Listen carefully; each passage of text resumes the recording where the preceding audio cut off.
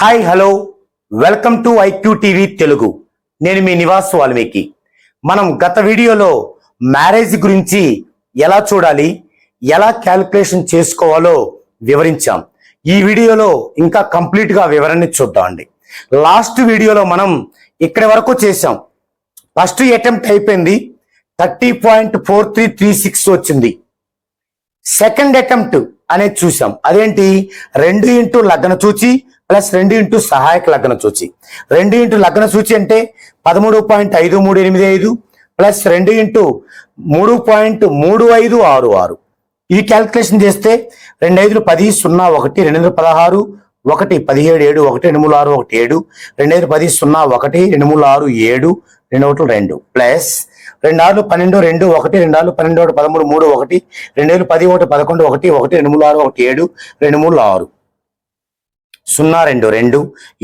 1 11 1 1 2 3 6 1 7 2 3 6 0 2 2 7 3 10 0 1 2 7 9 7 33.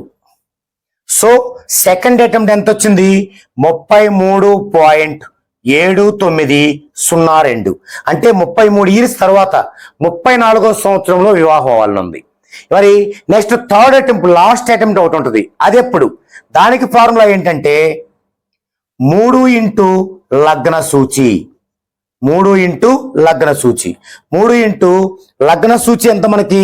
13.5385. 13.5385.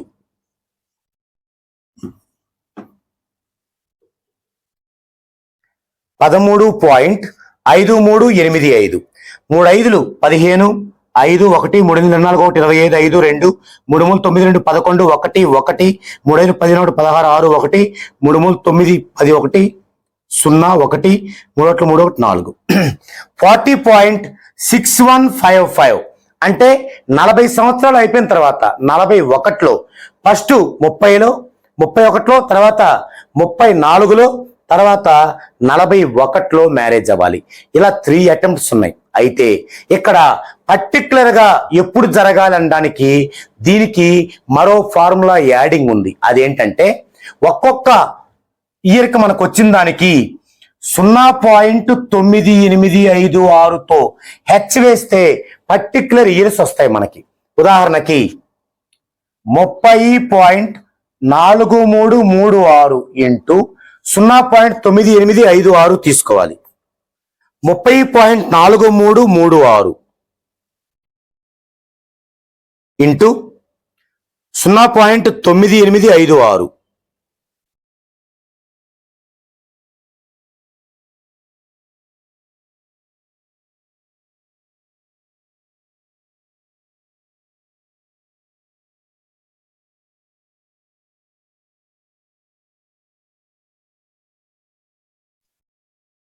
ఇరవై 29.99 మొదటి 2 అంకెలు తీసుకుంటే, దీన్ని సవరించుకుంటే ఇది 5 కంటే ఎక్కువ ఉంది కాబట్టి ఒకటి కలుపుకుంటాం 10 అవుద్ది. ఇది కూడా ఒకటి కలుపుకుంటాం. సో 30 అంటే ఖచ్చితంగా 30 ఇయర్స్ నిండిన తర్వాత మనం ఇందా చెప్పుకున్నట్టే ఫస్ట్ అటెంప్ట్ 31 సంవత్సరం, 31వ సంవత్సరం.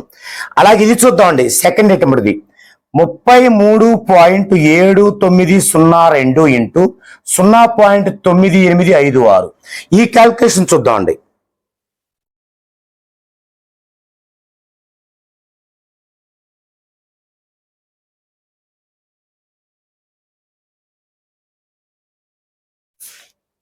(33.30).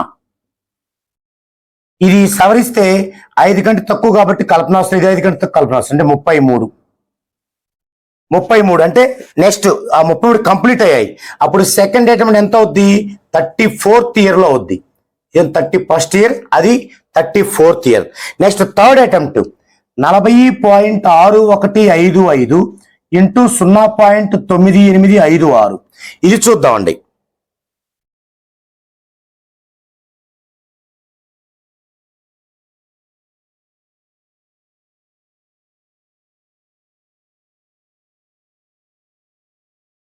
(40.03). ఇది సవరిస్తే 2 పోతాయి 40. అంటే నెక్స్ట్ దాని తర్వాత 41. Third attempt 41. సో ఇవి రియల్ గా వారి యొక్క మ్యారేజ్ డేట్స్. అంటే ఫస్ట్ అటెంప్ట్ మనకి 31st ఇయర్ 31వ సంవత్సరంలో జరగాలి, లేదంటే 34లో జరగాలి, లేదంటే 41లో జరగాలి. అయితే ఇన్ని దోషాలు ఉన్నా కూడా వీరు గనక సరైన సమయంలో 14 డైమెన్షన్స్ లో నేమ్ కరెక్షన్ చేయించుకొని దాన్ని అప్లై చేసుకున్నట్లయితే మొట్టమొదటి మనం చెప్పుకున్నాం 27 సంవత్సరం అని, అక్కడే మ్యారేజ్ అవుతుంది గ్యారంటీగా. అలా లేనప్పుడు మాత్రమే, ఇలా లేటుగా వచ్చినప్పుడు మాత్రమే, నెగిటివ్ ఎక్కువగా ఉన్నప్పుడు మాత్రమే ఇక్కడ ఉన్న అంశాలలో తను ఎప్పుడైతే పాజిటివ్ ని ఆ నేమ్ కోర్స్ గా రాయడం ద్వారా అప్లై చేసుకుంటాడో, కరెక్ట్ గా పాజిటివ్ తెచ్చుకోగలడో, అప్పుడు ఆ సంవత్సరంలో మ్యారేజ్ అవడానికి అవకాశాలు ఉన్నాయి. ఇది ఒక అంశం. అయితే మరి లైఫ్ పార్ట్నర్ని చూస్ చేసుకోవడం కూడా కరెక్ట్గా ఉండాలి. నెగిటివ్ ఎక్కువగా ఉన్నప్పుడు మనకి తగినటువంటి అంటే యాంటీగా ఉండేటువంటి లైఫ్ పార్ట్నర్ని చూస్ చేసుకోవడం జరుగుతుంది.